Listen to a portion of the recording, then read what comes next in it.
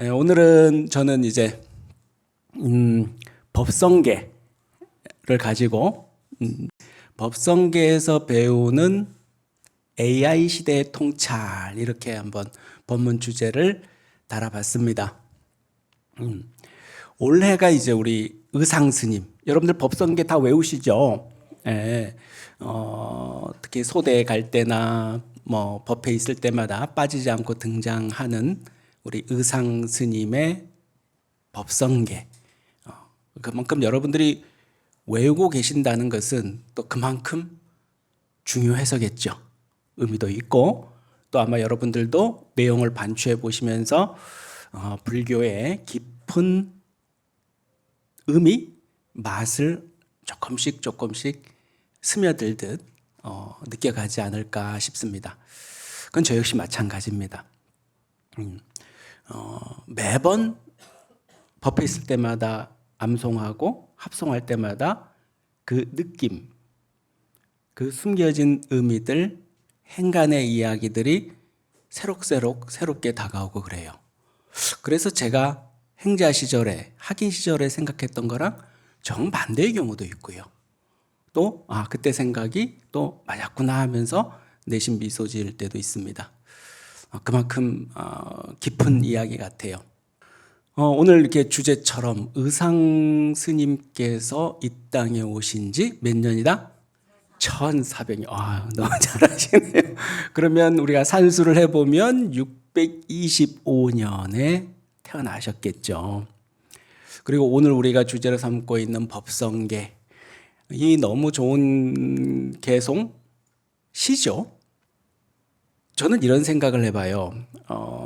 제가 해인사에서, 본사가 해인사거든요.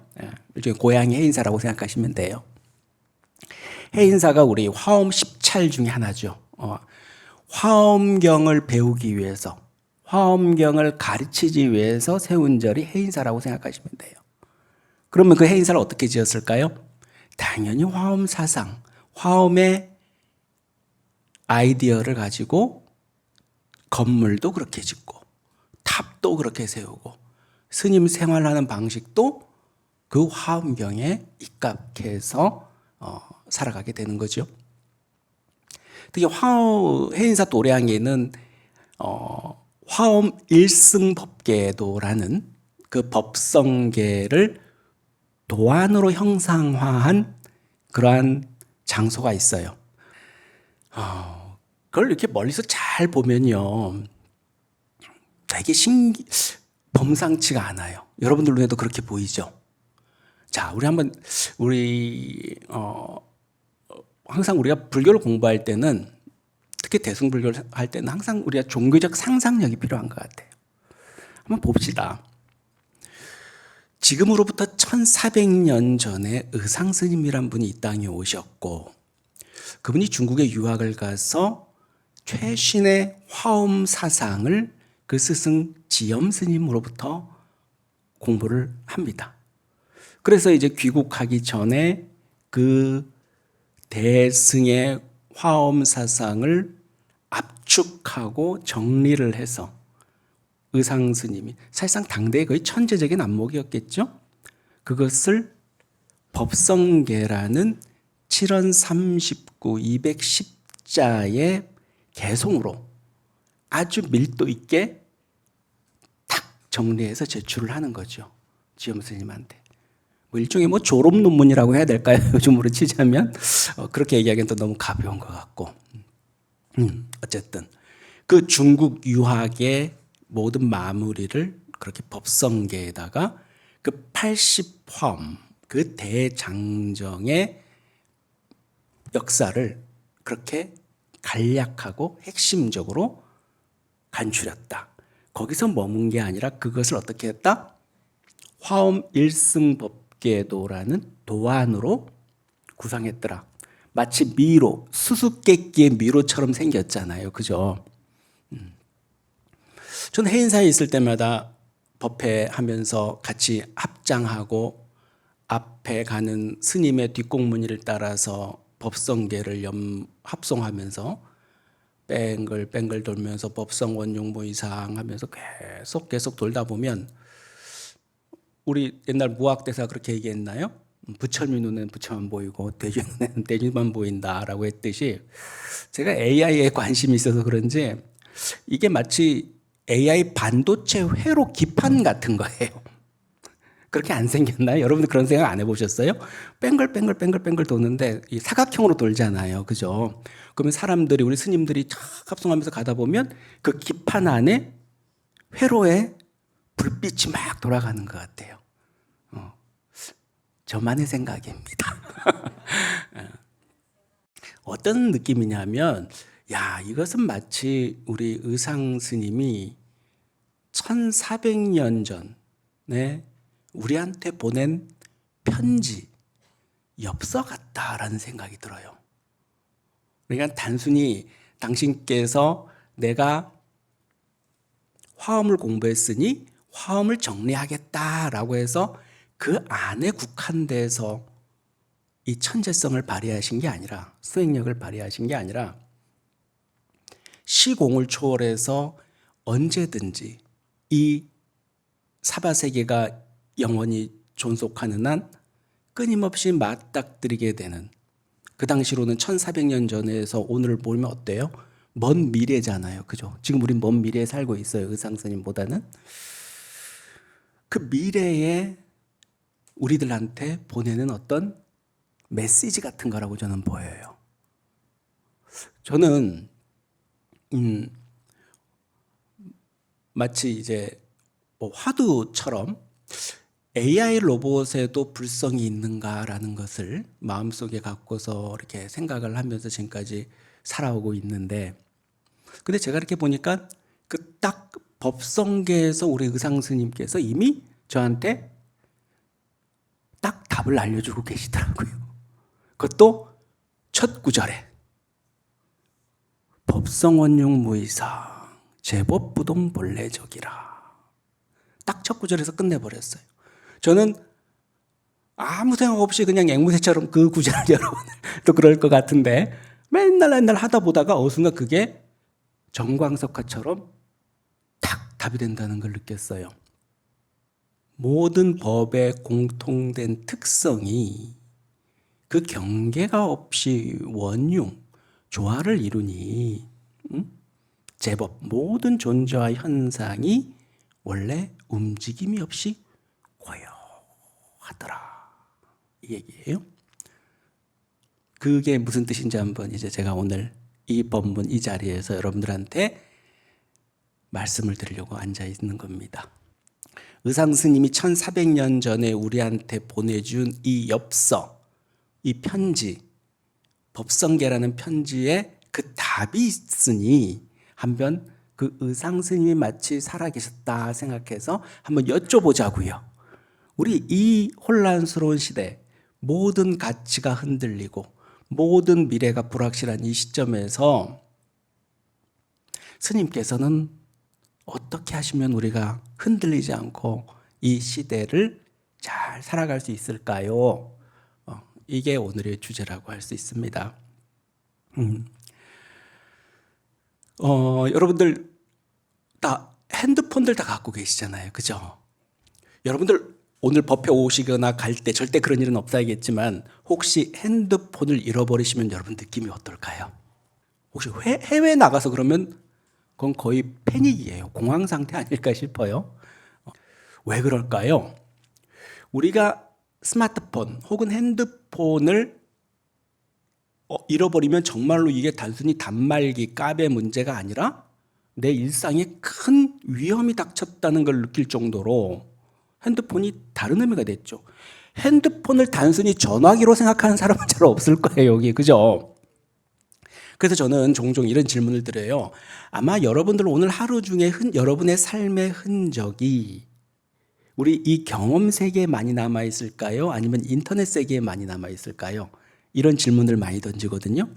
10년 전에 제가 똑같은 강의를 하면서 다니면서 이런 질문을 드리면 아이고 당연히 경험 세계에 많이 남아있죠. 다 이렇게 얘기를 해요. 우리 일상생활 속에. 내가 코 풀었던 종이도 다 여기 있고 다 이게 훨씬 이 정보가 많죠. 그런데 어느 순간부터 여러분의 모든 삶의 기록들, 경험들, 계획들, 흔적들은 어디에 남아있다?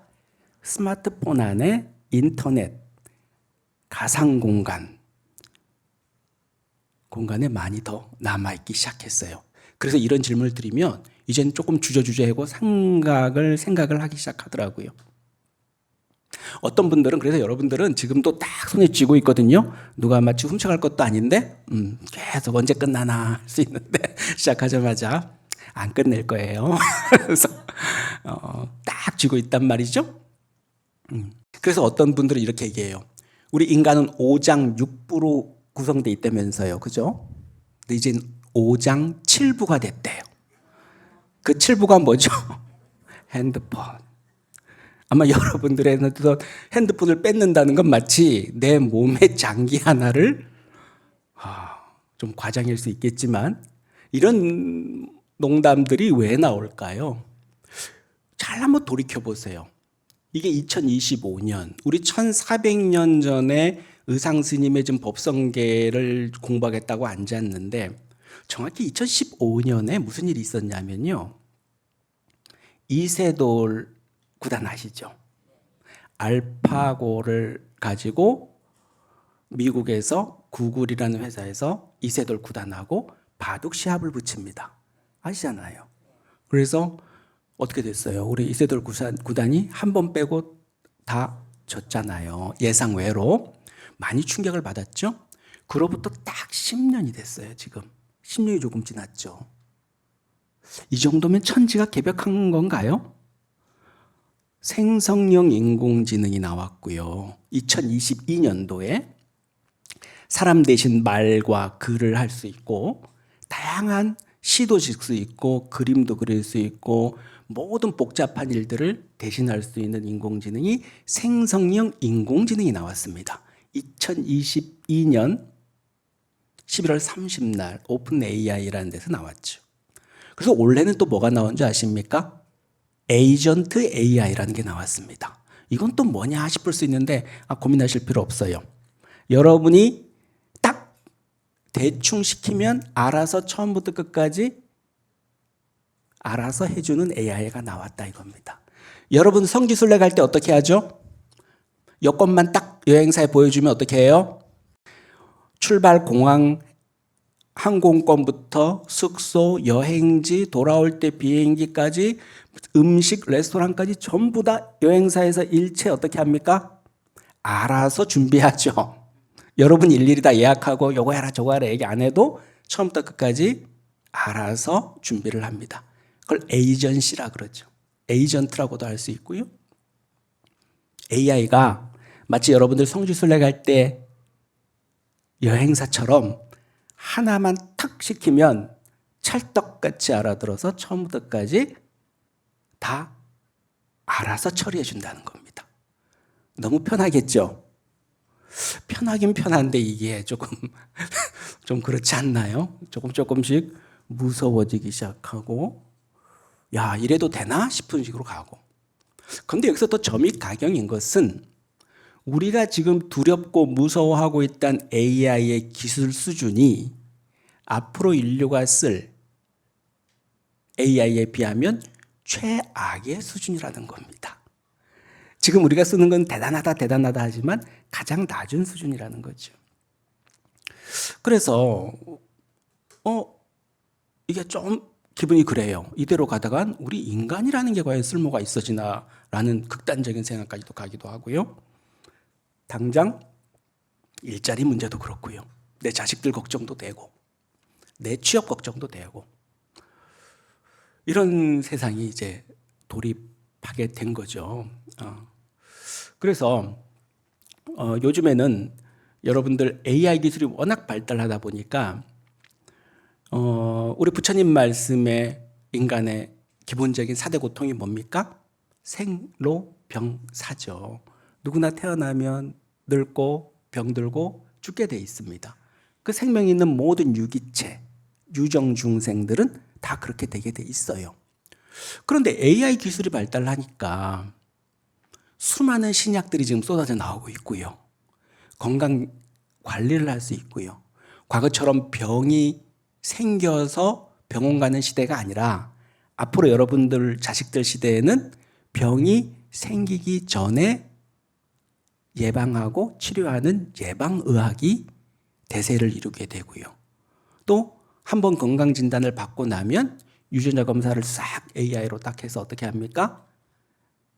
42살 때 간암 위험성이 몇 %니까 지금 20 몇 살 때 이러이러 저렇게 식습관을 바꾸든가 처치를 하면 괜찮을 거다라는 식으로 병원에 하는 일은 이제 그렇게 바뀌는 거죠.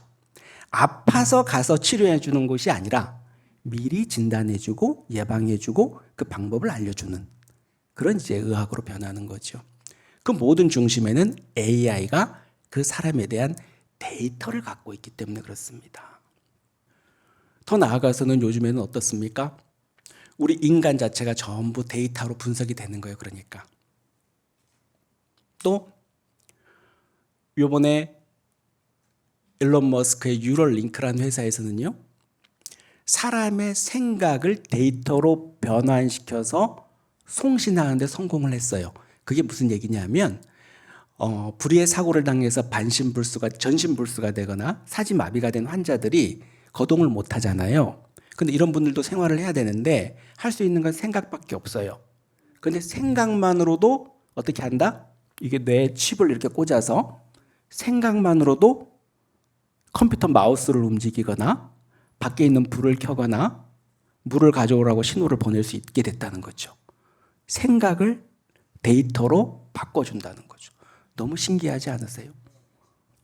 그래서 이게 우리가 이 AI 시대에 갖고 있는 불안과 두려움, 혼란들이 여러 가지가 있는데 가장 근원적인 게 뭘까 저는 고민을 해보니까요.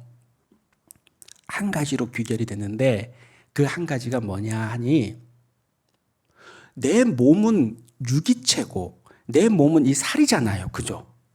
기계가 아니잖아요. 어디까지나. 데이터도 아니고. 근데 AI가 나오고 발달되면서 점점 우리 AI가 내 몸속에 자꾸 들어올 수가 있고 내 몸뚱아리가 데이터로 전환되면서 자꾸 설명이 되고 병원에 가보면 내 몸뚱아리에 대한 정보가 어떻게 돼 있다?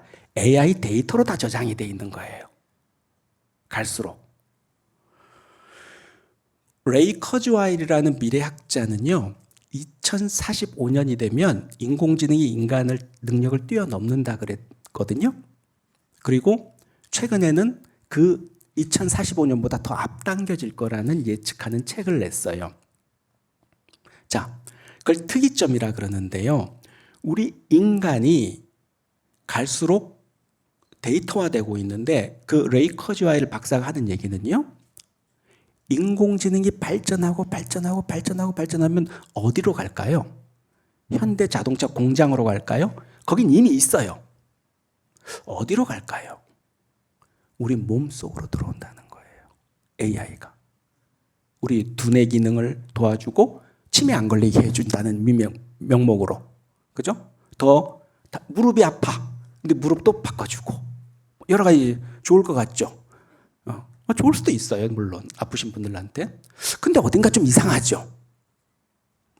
그래서 우리가 갖고 있는 불안의 근원은 우리는 태어나면서 우리까지 받아본 교육과 그것 속에서는 우리는 생명으로 태어났다가 생명으로 살다가 생명으로 죽을 줄 알았는데 과학기술을 통해서 AI가 우리 몸속에 들어올 수도 있고 데이터가 나도 그렇게 데이터로 바꿔갈 수 있다는 거죠.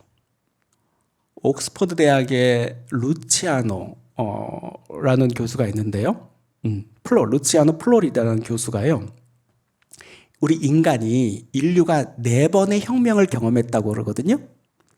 다 아실 거예요, 여러분들. 첫 번째 혁명이 코페르니쿠스의 지동설. 우리 천동설, 지동설 배웠죠. 그건 왜 그러냐면 그 이전에는 지구를 중심으로 우주가 뺑글뺑글 도는 줄 알았더니 알고 보니까 어떻더라? 지구 또한 태양을 중심으로 뺑글뺑글 도는 별에 불과하더라 이거죠. 그러니까 옛날에는 우리 우주의 중심이 지구, 우리 인간인 줄 알았던데 뭐더라? 그게 아니더라 이거죠. 완전히 깨져버렸죠. 두 번째는 다윈. 다윈은 뭐죠? 인간은 신이 만든 존재이기 때문에 기독교에서는 가장 우월한 존재인 줄 알고 동물이나 이런 거하고는 완전히 차별화되는 줄 알았더니 알고 보니까 공동의 조상일지도 모른다라는 얘기를 하잖아요. 인간과 동물의 경계가 모호해지는 그런 연구를 발표한 거예요. 물론 지금도 논쟁 중이긴 하지만 인간들이 얼마나 충격받았겠어요. 그죠? 그게 두 번째 혁명이라는 거예요. 또 세 번째 혁명은 누굽니까? 정신분석학을 연구한 프로이드. 프로이드 박사는 우리 인간은 인간의 자율성, 이성이 있어서 우리 삶은 어떻게 이루어진다? 인간의 의지와 자율성에 의해서 세상은 변화한다고 생각을 해왔어요. 그런데 닥터 프로이드는 뭐라고 하죠? 알고 보면 인간 무의식에 의해서 모든 것들은 이루어진다라는 얘기를 한 거죠. 그것도 얼마나 충격적인 얘기예요. 우리가 다 이성으로 다 모든 게 되는 줄 알았더니 무의식이라는 게 있어서 무의식의 지배를 받는다는 거예요, 인간이. 그것도 너무나 충격적인 얘기였죠. 그게 3차 혁명이에요. 그럼 4차 혁명, 네 번째 혁명은 뭐냐? 바로 아까 제가 처음에 말씀드렸던 우리 인간, 유기체는 그냥 우리 살덩어리를 가진 우리 유기체는 이렇게 살다가 이렇게 죽는 줄 알았더니 알고 보니까 뭐더라? AI가 발전하고 데이터 기술이 발전하면서 우리의 인체도 정보화된 유기체라는 거예요. 그래서 저는 이런 생각을 궁금한 게 그거죠. 이렇게 되면 우리 인간의 존엄성은 어떻게 되는가? 인간의 불성이라는 건 어떻게 되는가라는 의문이 생기는 거죠. 그런데 바로 우리 의상 스님께서 법성계의 첫 구절의 그 부분에 해답을 딱 제시하는 거예요. 뭐라고 그러죠? 법성 원용 무이상 제법 부동 본래적이다. 모든 법성, 존재와 현상에 우리가 보는 이 모든 존재들, 벌어지고 있는 모든 현상들의 공통된 특성은 뭐다? 무이상.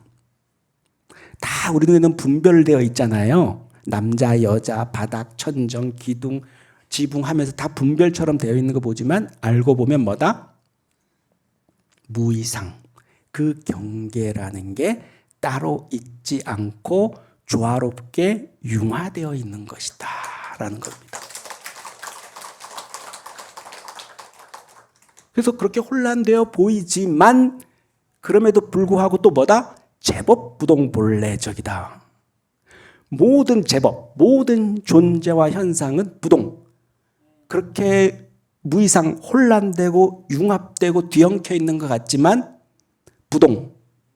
움직이지 않고 본래 있는 그 그대로 고요한 상태로 있다는 거예요. 그렇죠. 여러분의 마음 세계, 여러분의 열반의 세계, 여러분의 깨달음의 세계는 뭐다? 본래 고요하게 움직이지 않고 그대로 있다는 거예요. 뭘 걱정합니까? 뭘 두려워합니까? 그렇죠? 법성 원용 무이상 제법 부동 본래 적이다. 의상 스님은 자리, 이타, 수행, 방편, 공덕이라 그래서 7원 39, 210자를 54각도를 통해서 도인을 이렇게 정치하고 밀도 있게 그려놨지만 사실은 법부터 시작해서 부처님까지 불까지 쫙 전개가 되잖아요. 그 첫 구절에 이 현상을 어떻게 봐야 될지 다 끝내버리신 거예요. 저는 그 다음 얘기들은 사족이라고 봐요. 하지만 사족도 우린 봐야죠. 그죠? 그래서 법성 원용 부이상 제법 부동 본래적이라. 그리고 무념무상 절일체 증지소지 비여경이라. 무념무상 절일체 이게 뭐예요? 무명무상이에요. 이름도 형상도 모두 끊어진 자리다 이거죠. 그 경지라는 게 이름도 형상도 모두 끊어진 그 자리에 비여경이다. 증지, 소지, 비여경이다. 깨달은 경지에서 알 수 있는 바지, 비여경, 다른 경계는 아니다 이거지. 이 얘기는 무슨 얘기입니까? 능지소지 비역경. 이 경계, 법성 원용 무이상한 경계, 제법부동 본래적한 그 경계를 아는 것은 이름도 형상도 없는 경계의 이야기다 이거죠. 하지만 이 경계는 어떻게 알 수 있다? 깨달은 자리에서 알 수 있는 경지다 이거예요.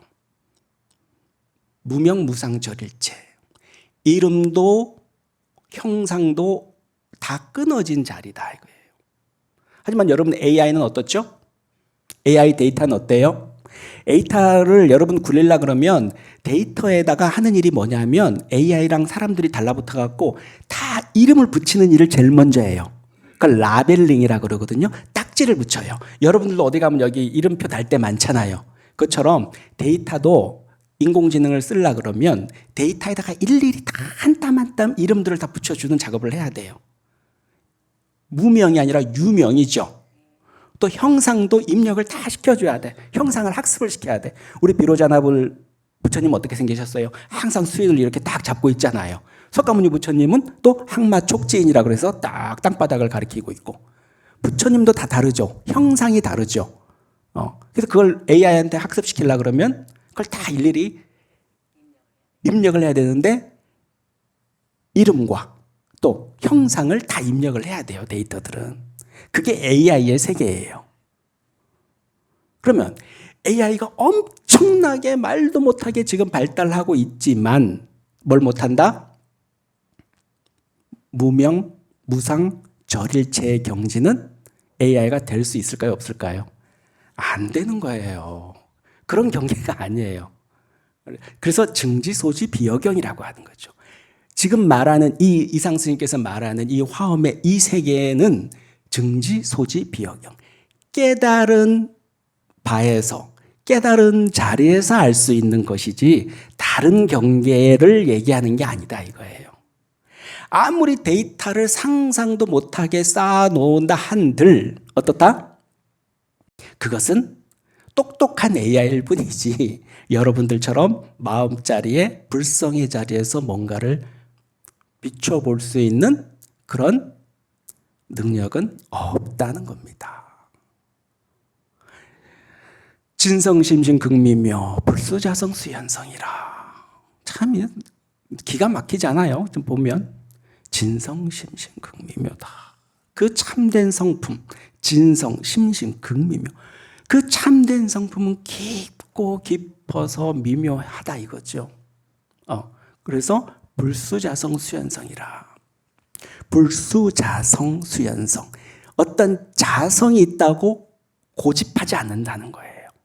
그러면서 뭐 한다? 수연성, 그 조건을 따를 뿐이다 이 얘기를 하는 거예요. 우리 마음의 참된 선풍이라는 것은 원래 고정된 실체가 있어서 내가 낸데 이게 이건데 하면서 고집하는 게 아니라 뭐다? 수연성, 그 영기적 속성을 따라갈 뿐이라는 거예요. 물은 담기는 컵의 용기의 조건에 따라서 사각형도 되고 삼각형도 되고 동그라미도 되고 하는 겁니다. 수연성, 불수자성, 자기의 자성, 자기의 정체성, 나는 낸데, 나는 이래야 돼, 난 누구야? 그걸 고집하지 않는다는 거예요. 단지 영기적 조건에 따라갈 뿐이다 이 얘기입니다. AI는 어떻습니까? 처음에 설정해 놓은 초기 값이 있어요. 그 값대로 가다 보니까 AI가 어떻게 되더런가요? 보면 요즘에 어떤 문제가 나와요? 갑자기 모든 사람을 붙여 누가 가장 채용에 적합한지 뽑아줘 했더니 백인 남성들만 우르르 뽑아. 또 여성 남성이 있는데 또 남성들만 또 우르르 뽑아. 이게 뭐야? AI가 사람보다 더 편견이 심하네? 그거 왜 그럴까요? 처음부터 불수자성 수연성 하는 게 아니라 수를 고집하는 거예요. 자성을 고집하는 거예요. 누가 더 낫다. 이왕이면 누가 더 좀 낫지 않을까? A가 좀 좋지 않을까? 이런 초기의 편견, 자기의 생각, 이건 절대 양보할 수 없어. 나는 진보야, 나는 보수야, 막 이런 생각들 꽉 붙들고 있는 거예요. 그건 정반대죠. 불수자성 수연성이 아니죠. 근데 아까 우리 법성계에서 나와 있는 그 우리의 참된 성품이라는 것은 어떻다? 심심극미묘. 너무나 깊고 깊어서 말도 못할 정도로 미묘한 성품이다 이거예요. 그러다 보니까 내가 낸데 나는 뭔데 하면서 고집하고 있지만 알고 보면 다 외부 조건에 따라서 그때그때 변모하는 유연한 모습으로 존재하더라 이겁니다. 사실 이 3구에서 끝났어요. 그렇지 않겠어요? 하지만 또 나가봅시다. 일중일체 다증일 일직일체 다직일 일미진중 함시방 일체진중 여겨시라. 여러분들 인드라 제석천의 궁전에 걸쳐져 있는 구물코가 어떻게 돼 있다고요? 다 보배들이 걸려 있다는 거예요. 구물코 안에 마디마디들마다 마디마디마다 되게 수많은 구슬이 걸려 있다. 상상해 보세요. 아까 제가 말씀드렸죠. 어디 한번 보여줘봐 이런 식으로 경전 읽으면 안 돼요. 적극적으로 종교적 상상력을 갖고서 접근해서 상상 머릿속에서 그려보시면요. 우리 그물 안에 수많은 보배들이 달려 있어요.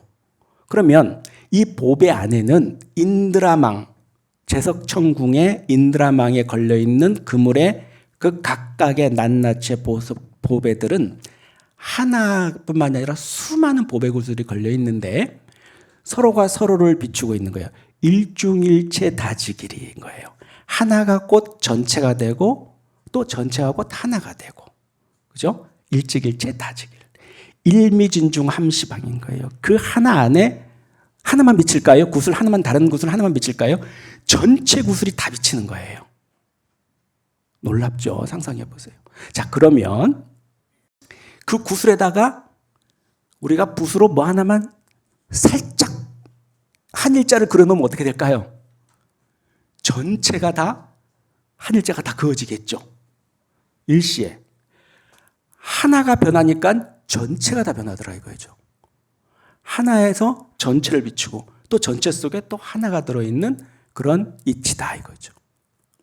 이 모습은 마치 요즘 AI에서 말하는 딥러닝의 작동 원리랑 비슷해요.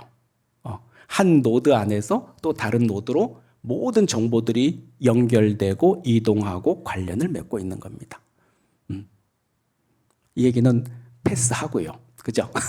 우리 좀 그러신 것 같아요. 또 무량원급 즉 일념. 일념 즉시 무량급. 기억나시죠? 구세집세 호상 즉 인불장남 격별성이라. 무량원급 즉 일념이래요. 무량한 원급, 멀리 있는 그 시간 동안도 일념이래요. 한 생각이래요. 또 그 일념 즉시 또 무량겁으로 간다는 겁니다. 겁이라는 게 여러분 뭡니까? 겁. 통상적으로 한 우주가 생겨났다가 한 우주가 사라지는 동안을 일겁이라고 흔히 얘기합니다. 더 구체적으로 얘기하면 경전에는요. 좌우 상하 한 15km가 되는 거대한 바위가 있대요. 상상해 보세요. 이 바위인가요, 그게? 근데 그 바위를 세상에서 가장 부드러운 이 비단 옷으로 100년에 한 번씩 싹 스쳐요. 100년에 한 번씩. 그렇게 해서 그 거대한 바위 덩어리가 사라지는 시간이 일겁이라고 흔히 표현됩니다. 상상 가시나요? 좀 웃음이 먼저 나오죠. 자, 그렇습니다. 그 모든 시간이 결국은 일념과 같고 일념이 곧 무량겁으로 통한다 이겁니다. 여러분 AI를 돌리려고 그러면 AI 칩이라는 게 AI 가속기라는 부품이 있어야 돼요. 그 부품이 요즘 나오는 그 엔비디아라는 회사에서 요즘 나오는 그 부품 H200이라는 부품이요. 1초에 몇 번 계산할 수 있는지 아시나요? 상상해 보면 여러분이 알 수 있는 숫자 최대치를 한번 대보세요. 우리 보살님. 1조? 2000조를 계산한다. 2000조 번. 1초에 무량원급 즉 일념, 일념 즉시 무량겁입니다. 1초에 2000조 번을 계산할 수 있는 인공지능 가속기가 지금 시판대에서 다니고 있어요. 지금 AI는 그런 겁니다. 그래서 인간하고 뭐 대결하고 뭐 이런 식으로 생각하시면 안 되는 거죠. 어떻게 하면 인간과 조화롭게 지낼 수 있는가를 고민을 해야 된다 이 얘기입니다. 무슨 말인지 아시겠죠? 법성계의 내용들은 이타, 자리, 그리고 수행 나오죠. 우리 수행은 뭐가 있죠? 우보익생 만호공, 중생수기 득이. 우리 무비 스님께서 가장 좋아하는 우리 구절이라는 것, 중간에 건너뛰었어요. 우보익생 만호공 어떻습니까? 법비, 보배와 같은 비가 중생을 이익하기 위해서 내리고 있는데 그게 허공에 가득하더라 이겁니다. 우보익생 만호공, 중생수기 득이. 중생들이 그것을 근기에 따라 받아서 이익을 얻을 수 있도록 한다 이 얘기입니다. 말만 들어도 좋죠. 무연성교 차겨이 귀가수분 득자랴.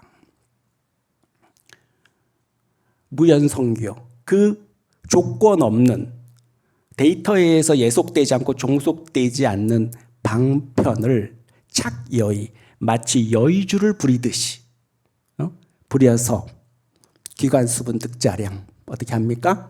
내 마음으로, 귀가한다는 것은 집으로 돌아간다는 뜻은 내 마음의 본래 자리로 돌아간다는 거예요. 귀가수분 득자량, 지혜와 방편, 공덕을 그 자량을 쌓을 수 있도록 해준다 이 얘기입니다. 이걸 어떻게 해야 됩니까? AI를 어떻게 써야 된다는 거예요? 우보익생 만허공, 중생수기 득이익할 수 있도록 써야 된다는 겁니다. 그렇죠. 그래서 법성계에서 보는 세상을 보는 방식은 좋아. 세상이 그렇다면 법성원용 무이상 제법부덕 본래적하다면 그걸로 끝인가? 아니죠. AI가 뭐 그렇다면 그게 아니죠. 대승의 불자, 화엄의 불자들은, 화엄의 행자들은 어떻게 해야 된다? 한 발짝 더 나아가야 되죠. 어떻게? 우보익생 만허공, 중생수기 득이익할도록 나가야 된다는 겁니다. 이거 꼭 잊지 마셔야 돼요. AI를 어떻게 써야 된다? 중생수기 득이익하게끔 쓸 수 있도록 여러분들이 항상 강력하게 주장을 해 주셔야 됩니다. 그래서 우리 법성계 마지막 구로 가면 또 어떻게 됩니까? 구례부동 명의불 나오죠. 그죠? 구례부동 명의불이라는 건 뭐죠? 옛날부터 궁자 실제 중도상 구례부동 명의불 해서 딱 끝나잖아요. 그러면 그렇게 우보익생 만허공하고 중생수기 득이익하게끔 AI를 쓴다면, 자, 그렇게 하고 싶은데 어떤 기준으로 할 건가? 어떤 기준으로 해야 된다? 궁자 실제 중도상이다. 마침내 궁극적으로는 어디에? 부처님께서 깨달아서 중도상, 중도의 자리에 앉았듯이 중도라는 기준을 갖고 AI의 개발을 여러분들이 바라봐야 된다는 거예요. 그렇게 한다면 어떻게 되죠? 구례부동 명예불인데 그 말은 뭐다? 옛적부터 전해져 온 그 자리, 그 존재를 부동, 움직이지 않는 그 자리를 명위, 이름하여 뭐라 그런다? 부처라 한다는 거예요. 그렇게 세상을 바라보고 그렇게 수행을 하고 그렇게 중생교화를 하고 그런 중도의 기준을 갖고 살아가는 화엄행자들을 우리는 뭐라 그런다? 구례부동 명위불이라 그런다는 거예요. 그럼 여러분 그러면 그래 부처님 그렇지. 이렇게 하면 안 돼요. 화엄에서 얘기하는 게 뭐예요? 신불급 중생이 시삼무차별이라. 이 말 많이 들어봤죠? 마음과 부처와 중생이 이 세 가지가 뭐다? 무차별. 다르지 않다는 거예요. 법성계에서 마지막 구례부동 명의불 할 때 그 부처님은 여러분들이란 얘기입니다. 그게. 이 시삼이 세 가지가 무차별 다르지 않다면서요. 구례부동 명의불, 그렇게 중도에서 자리에서 기준을 세워서 AI 시대를 흔들리지 않고 살아가는 여러분들이 세운 그 기준, 중도의 기준으로 살아가는 여러분들이 바로 뭐다? 지금 이 생에서 여러분들 태어난 게 아니라 옛날부터 지금까지 2600년 그 이전에 태어난 부처님까지 다 합쳐서 지금 이 순간까지 왔는데 그 존재가 누구다? 부처님인데 이름에서 부처라고 이름을 붙인다 이 얘기예요. 근데 그 부처님은 우리가 알고 있는 석가모니불 이게 아니고 여러분들이라는 겁니다. 신불급 중생이 시산무차별이라는 게 바로 그겁니다. 자, 법성계의 주인공은 결론은 뭐예요? 마지막 여러분이라는 겁니다. 그래서 법성계에서는 그 장엄한 80화엄경을 210자로 밀도 있게 압축을 해서 우리 의상 스님께서 1400년 전에 우리한테 고고정령하게 이렇게 이 비밀스러운 너무 아끼는 마음으로 이렇게 저희들한테 편지를 보낸 지 1400년째가 지나고 있습니다. 근데 이것은 옛날 가르침이니까 뭐 우리 어떻게 얘기할 시대에 이런 구닥 아니에요. 정말 이 시대야말로 법성계의 구절 한 구절 한 구절 빠지지 않고 어떻게 하면 이 혼란의 시대, 탐욕의 시대, 자본의 시대, 갈등, 대립의 시대를 내가 어떻게 흔들리지 않고 중도적으로 살아갈 수 있는가에 하나의 기준, 우리 의상 스님이 세워주신 거죠. 법성계가 바로 그 내용입니다. 결국 그 모든 것의 종결, 최종 귀착점은 바로 구례부동 명의불인데 그 구례부동 명의불이 아니라 이제 앞으로 깬다. 구례부동 명의나라고 생각하시면 돼요. 그럼 내가 어떻게 살아야 될지 아마 말 안 해도 알겠죠?